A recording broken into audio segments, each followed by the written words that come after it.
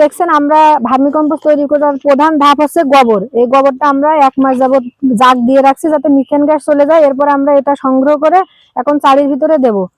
নিয়ে আসেন। এইটা হচ্ছে আমরা একটা চারি নিয়ে নেবো যেটাতে আমরা সার করবো। এখন আমরা এখানে যে গোবরটা দিয়ে দিলাম।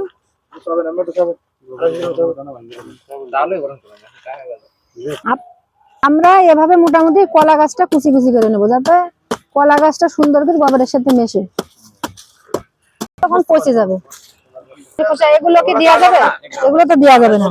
গামলার ভিতর নেন, নিয়ে তারপর দেন, তাহলে ভালো থাকে। দেন ওর মধ্যে দেন না, হাত দিয়ে মিশা দিতে হবে কিন্তু। এবার এইভাবে মিশিয়ে দেন, ঠিক আছে? কলা গাছ নিচে চলে যাবে। বললামই না যে কলা গাছ ভিতরে ঢুকা দেন। কলা গাছ যে কলা গাছের উপরে ভাইসা আছে এগুলো ভিতরে ঢুকা দেন। আমরা এই যে কলা গাছ এবং গোবরটা সুন্দর করে একসাথে কি করব, মিক্স করে নেব। এই যে মিক্স করা হচ্ছে। অনেকে বলছিলেন যে কেশর বাচ্চা এবং কেশর কিভাবে ডিম কিভাবে সংগ্রহ করব। এই যে খাবারটা আমরা নতুন করে তৈরি করেছি, এটা এভাবে গুল্লা বানাবো। বানানোর পরে আমরা যে সারটা রেখেছি ওই সারের ভিতরে ঢুকাই দেবো। সেটা বস্তার ভিতরে হতে পারে, নিচে কোথাও রাখবেন, সব এই গুল্লার ভিতরে আসবে। আপনি পরে 1 সপ্তাহ পরে গুল্লাটা বের করে এনে রাখবেন, সবার ভিতরে ডিম এবং বাচ্চা। আমরা এই যে নতুন খাবারের ভিতরে কিভাবে করব, যে কেশোটা আমরা দিয়ে দেবো। কেশো দিয়ে দেন, কেশোটা ঢেলে দেন। ঢেলে দিব? জি।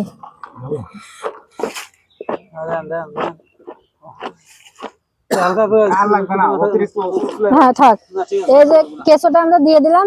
এরপরে পরবর্তী ধাপ কি, কেশো দেওয়া হয়ে গেছে, গোবর দেওয়া হয়ে গেছে। এরপর আমরা কি করব, ছালার চটের বস্তা যেটা একটু ভিজিয়ে নিতে হবে, কারণ আমি আগেই বলেছি কেশো ঠান্ডা স্থান পছন্দ করে, তো এইভাবে ঢেকে নেব। ঢেকে দেন। এরপরে ওই যে নেটটা দিয়ে পুরোটাই ঢেকে দেবো,